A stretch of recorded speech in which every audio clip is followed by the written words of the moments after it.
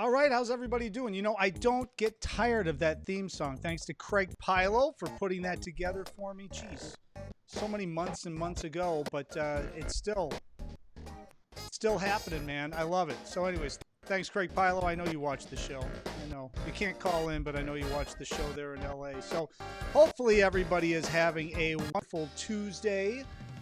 Beautiful day today, and it looks like phase 4. We are starting to open back up this weekend or early next week. I can't remember what Chicago is. I think it's this Friday, actually. Phase 4 opens up, which is clubs and venues, because I went through an entire long meeting today to make sure that we were up to standards over at the Epiphany Center for the Arts, although we're not opening until September.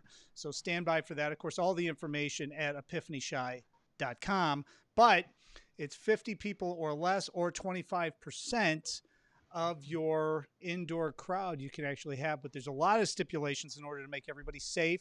And that is the only reason why we're opening up. So I will remind everyone again, as I always remind everyone when you watch this show, hand sanitizer, face masks, 6 feet apart, and we can have a fantastic summer.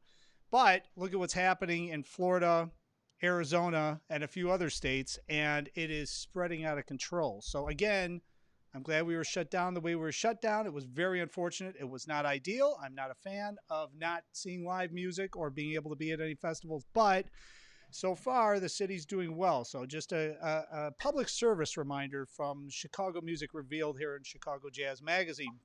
Of course, I'm Mike Jeffers. I get 30 seconds into the show without even talking about it. I'm Mike Jeffers, Chicago Jazz Magazine, ChicagoJazz.com, and Chicago Music Revealed is the show you are watching. Today, we've got a very special guest, and I'm going to bring him up right now. Chris Anderson, I don't know, what do we call you? The curator, the founder, the brains behind the Jazz Record Art Collective, which happens at the Fulton Street Collective during normal times.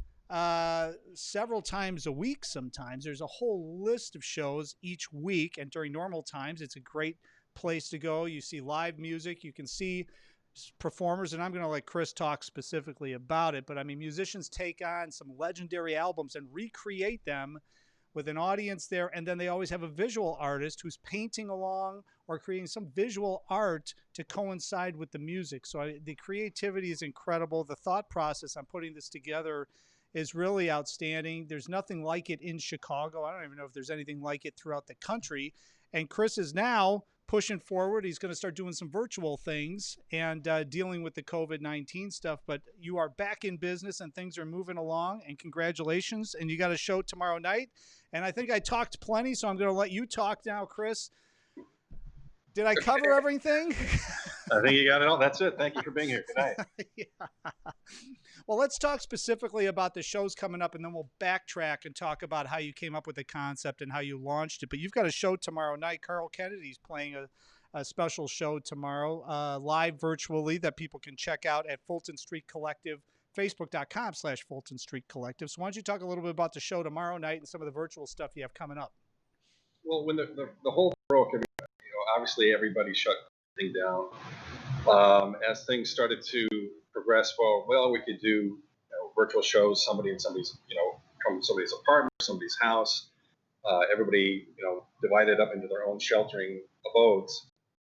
So I think it started with Dustin Ramsey doing Dustin and Katie. They did a Following Us On record, and they did it from their apartment. I hosted from my apartment, and then it just kind of went from there. And then I think about a month ago, we started to about 3 weeks ago, started to do shows from the gallery, which is set up for that now. We're using OSB, online broadcast software, which feeds into Facebook, and this is kind of the way of the future. We've done several shows. We've EQ'd the room, and it's just usually a sound tech, me, and a couple performers, and that's it. So tomorrow we have Carl Kennedy doing Mary Williams' 1945 Suite, and he'll be accompanied by visual artist Abina Motaboli, and that's at 7 o'clock tomorrow. There'll be a camera on. The way we set it up is we have a camera on the musician, and then in the lower corner of the same screen, there's a camera on the artist doing their work. So you'll see progression of their work as the show goes on. So it's interesting to me because you're able to do this and you're able to push forward throughout this virtual stuff. I mean, what's the reaction you've been getting when you've been launching these things as a virtual concert? Because, you know, in person, people are able to experience the music and they're experiencing the visual artist off to the left and stuff. What's the reaction you've been getting from some of the feedback from some of the viewers? Well, I think the good thing is that everybody's expectations were pretty low. So that kind of opened up the door to, Yeah. and not because of the quality of the performance, but because of this is a totally new to everybody, and everybody's just kind of navigating this foreign land show by show, step by step. And you know, you'll be setting it up, and I'll have the event page on my phone, and I'll be getting texts. You know, I can't hear this, speak up, blah blah blah, and it's kind of tough to manage. I feel more comfortable speaking in front of 150 people than I do in my apartment talking to a camera. Like, oh God, what am I doing wrong? It's terrible, man. And then you just get more used to it. And I think now that we're operating in the gallery without an audience, we have the equipment that really punches out the sound and into a nice mix. I'm hoping that people are more inclined to listen and to have higher expectations, because that's what we're shooting for. You know, what are you hearing? Because the way I feel like, you know, with the way, you know, obviously with COVID-19 shutting everything down immediately, and this is talking specifically to your situation too, is everything got shut down immediately, and now everybody's trying to navigate and figure out this streaming platform and trying to figure out how to push their music out and how to connect with audiences and how to reach a wider audience, outside of the technical you know, back and forths, which I still run into. I mean, this is episode, what, 57 or something like that of doing this show, you know, and I'm running it through a similar kind of software that you use.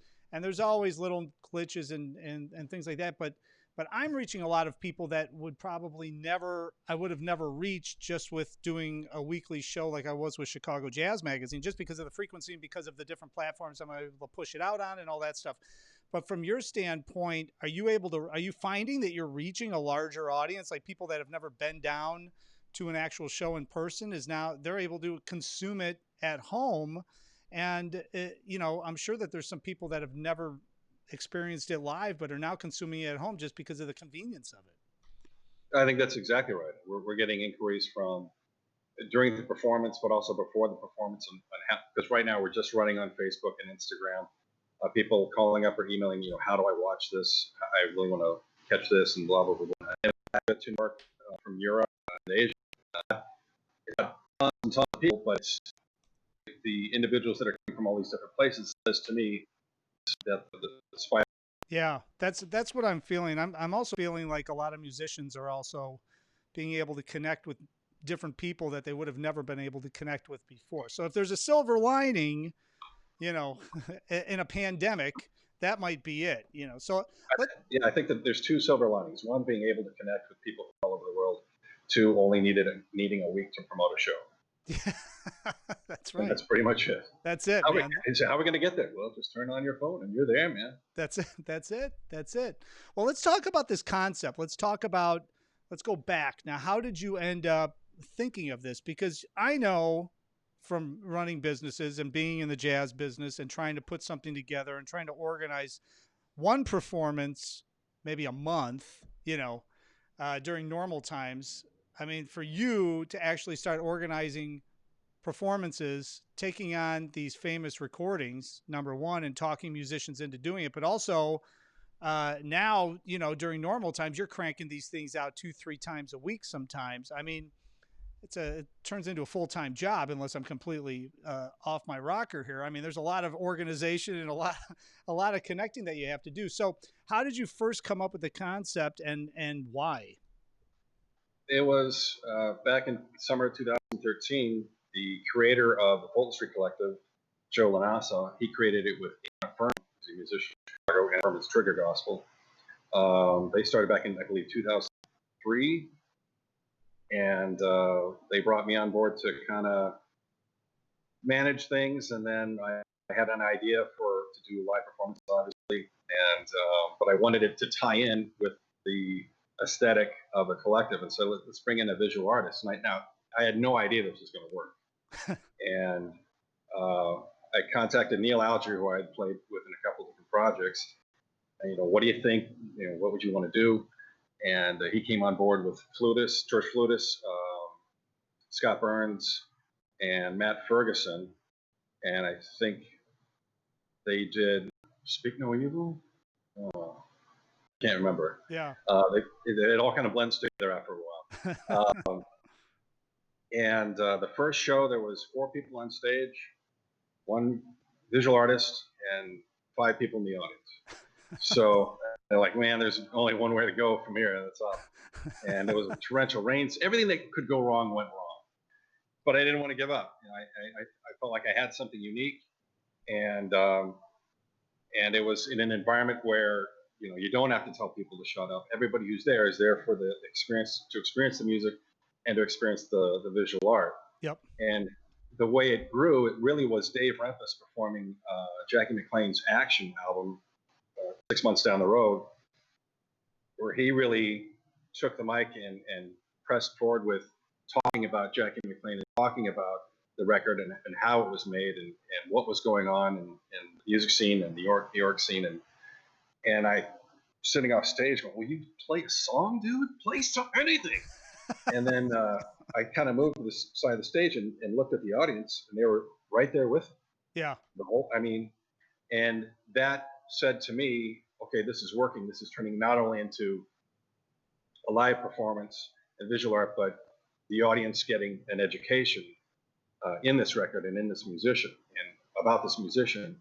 And so that's the way I kind of frame it now. It's a 75-minute class in that record. That's what I think is really interesting, and it's surprising to me that venues didn't catch on to that, because I feel like having a musician come in, especially like a lot of the musicians you have there, I mean, they're really well-known musicians, but they're not seen playing long form like of the artists that have influenced them, right? They're not playing an entire album the way the guys do and the ladies do at the Jazz Record Art Collective, but then also hearing the stories and talking about the music. So it's a history lesson for the musicians that are first performing it, because they have to do a lot of research and figure it out and understand what they're playing and why they're playing it and why these tunes were written and why it was put together on an album the certain way and all that. And then they have to convey it to the audience, which I find your storytelling, you're really, giving people stuff that they're never going to hear anywhere else, which I find fascinating. And I mean, is there any other venue or any other clinics or anything like that actually do something like this? I haven't heard of it. I mean, maybe the Jazz Gallery in New York. Yeah. They don't necessarily. They have more of a what's called an installation or a different art installation for a lot of different performances. I mean, it's not reinventing the wheel, having a visual artist accompany a musician. Right. But it just seemed that the more we did it, and we took our lumps for sure, but you got to learn from that. And a couple of artists that do it just such grace and such professionalism and are so engaging would be obviously the Louis Achenbach, who's a member here at Fulton Street Collective. Yep. Arthur Wright, and then you have a lot of younger guys that are really, really caught on and are really hot, like John Ross Wilson, and tomorrow night Abina Motaboli. They just get it. And I've had some visual artists come in and not get it, and like, oh, you just painted a pile of mud. But it's trial and error, especially in those early years, for sure.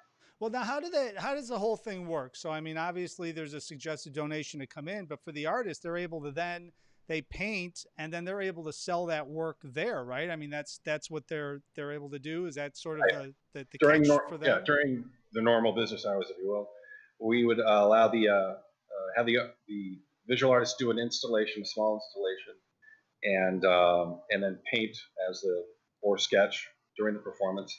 And then we have what's called the blast door, which is an old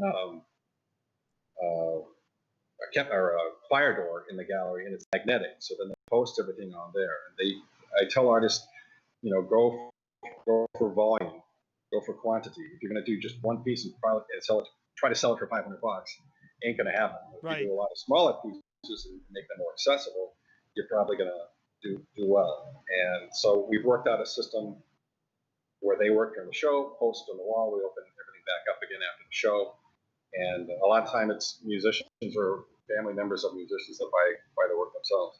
Yeah, no, I mean, it's fascinating. It's such a great concept, man. I mean, congratulations on doing that. So how many years has this been now? We started in September 2013.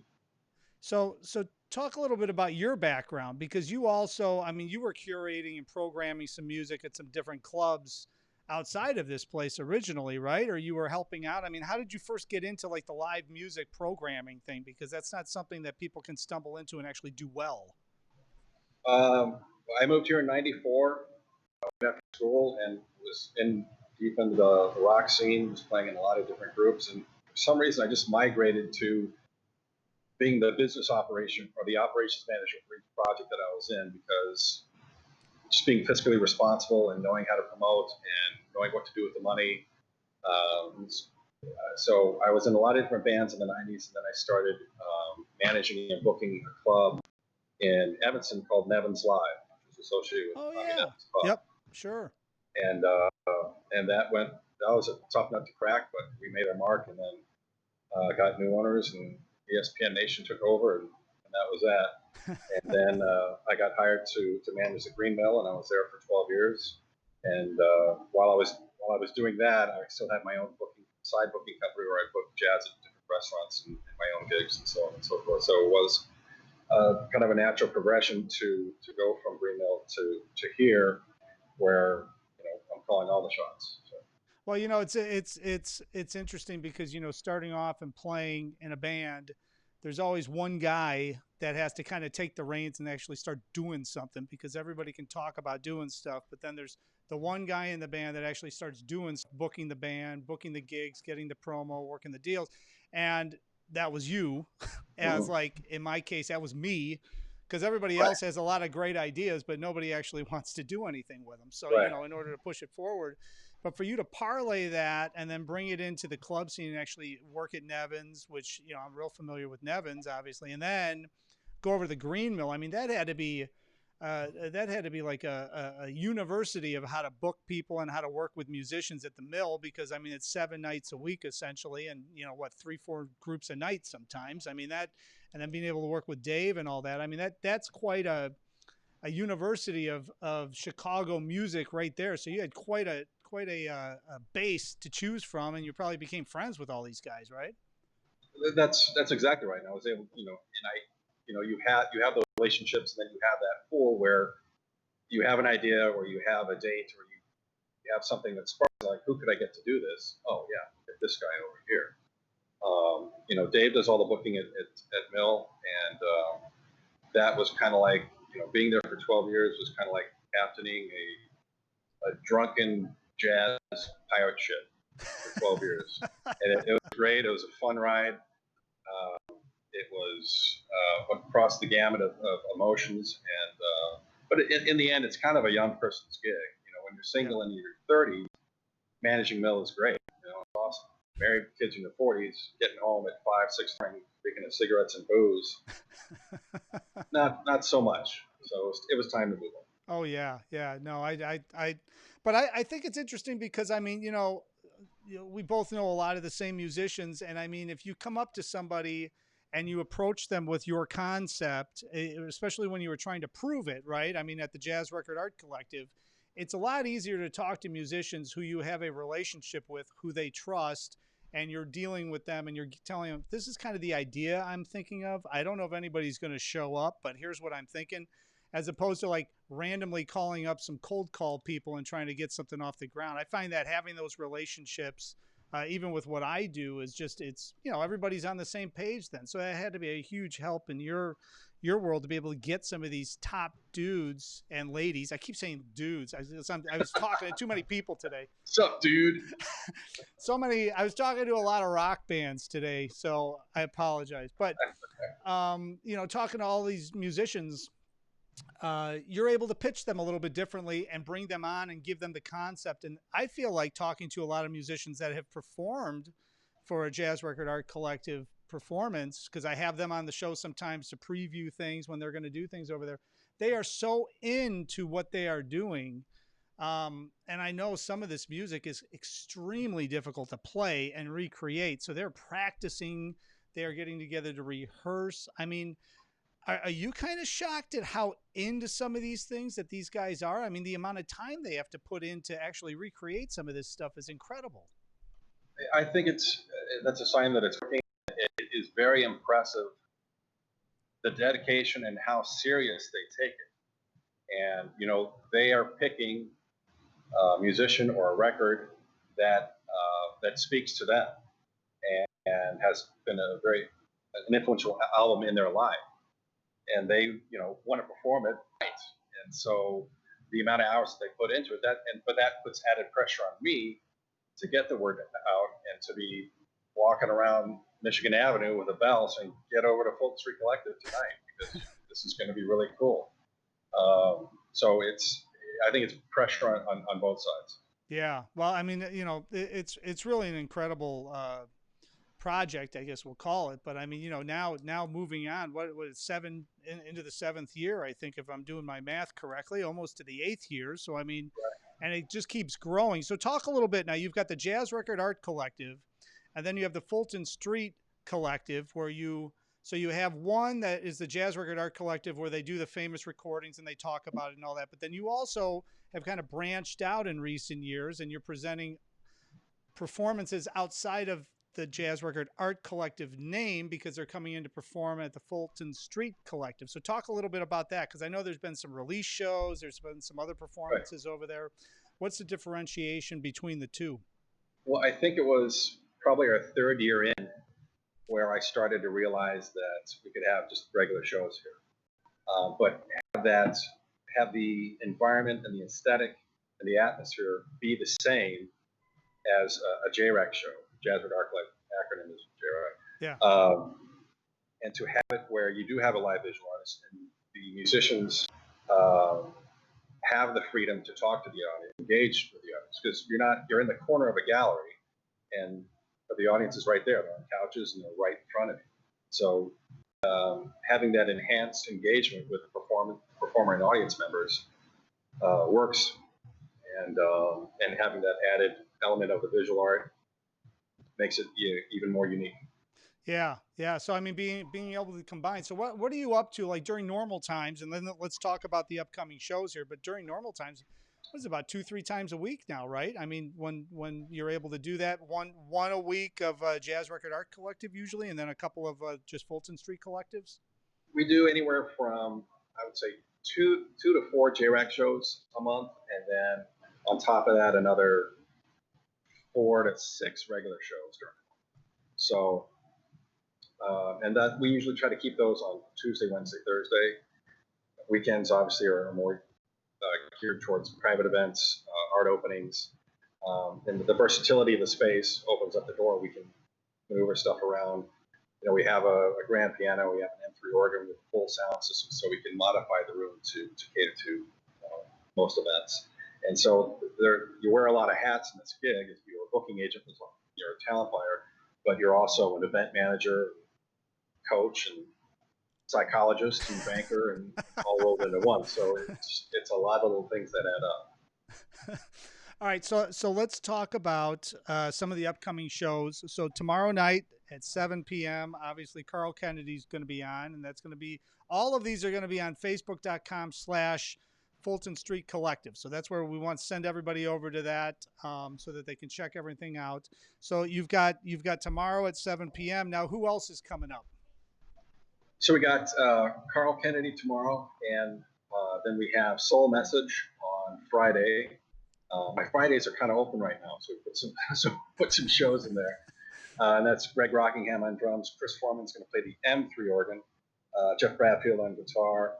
Jeff Bradfield on saxophone. Lee Rothenberg on guitar, and special guest Inda Hoffman on vocals. Nice. And then we got a pretty busy month in July. You can book 6 weeks out. Now we kind of book 2 weeks out. You don't need that long of a time to promote a show. We have Alyssa Allgood and Mike Alamana doing Easy Living from Ella Fitzgerald and Joe Pass.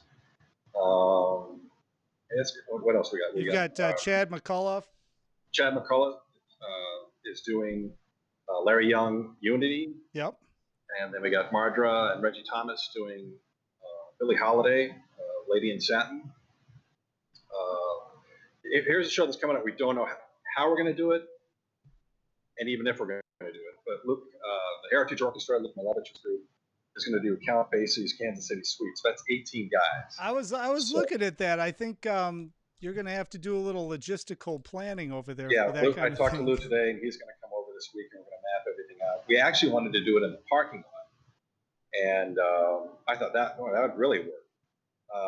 But it's a contingency on weather, but also then you got to apply for this permit and that permit, and I just could see it getting really sunk with red tape. So we're gonna see if we can do it, and if everybody's comfortable, it'll just be me, the sound tech, and 18 musicians in a 2,000 square foot gallery, and hopefully make it work. And then we got Jeff Bradfield and Brian Cohen doing Stan Getz People Time, and then at the end we have Tim Sicer's group doing weather reports, heavy weather. Yeah. So it's going to be a full month. And on top of that, we have the individual shows. Paul Mutzba, Leonard Simpson is going to be back in town fresh from the Monk Institute. Marcus Rutz is playing at the end of the month. So it's hopefully a nice balance. And all these are streaming live. So these are all on Facebook.com/Fulton Street Collective. I'd be remiss if I didn't ask you, how do the artists decide what recording they're going to do and what artists they're going to do? Do you have any say in that, or do they approach you now with the concept, or do you have concepts that you approach certain artists and kind of program it that way? They really come to me, and I would say, almost all the time I'll say yes, and it's an education for me too. I mean, I was not well versed with Ornette Coleman, and then Nick Mazzarella has done several albums of his, and that really piqued my interest.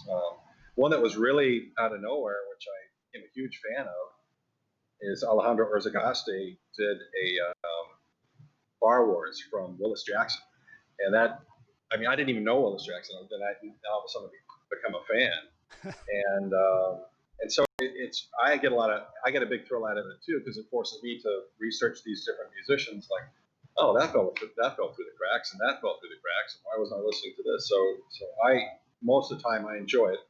Every now and then I'll get something like, that ain't gonna work out, but that's a rarity. Yeah. Well, you know what? I'm glad we could actually talk virtually. Maybe sometime we'll actually be able to do a interview in person here or something. That would be nice. Yes. What a concept that is. But congratulations, man. I'm glad things are still moving forward over there. Is there like a virtual tip jar or anything, or have you even gotten that far with this that's the thing. We've gone back and forth with that. We sell online tickets and then give everybody an access code, like through Zoom or Twitch. Yeah. Or do we just keep it open and rely on people's generosity? And right now, I'd rather have the music more accessible, and we do push the virtual tip jar. The artists can sell their work online. We document everything as the performance goes on. But yeah, we are relying on the virtual tip jar for tips, and I can't stress enough. When I introduce the show, please be generous. We just lost. I brought this up the other night. We just lost the Mercury Theater. Yeah. And we lost the Improv Olympic Theater. Mm-hmm. And I just hope people can recognize that everybody's got to be involved and engaged. And I think a great website is saveourstages.com. Yeah. And have everybody take a look at that, because it's really going to take everybody to get involved to get through this.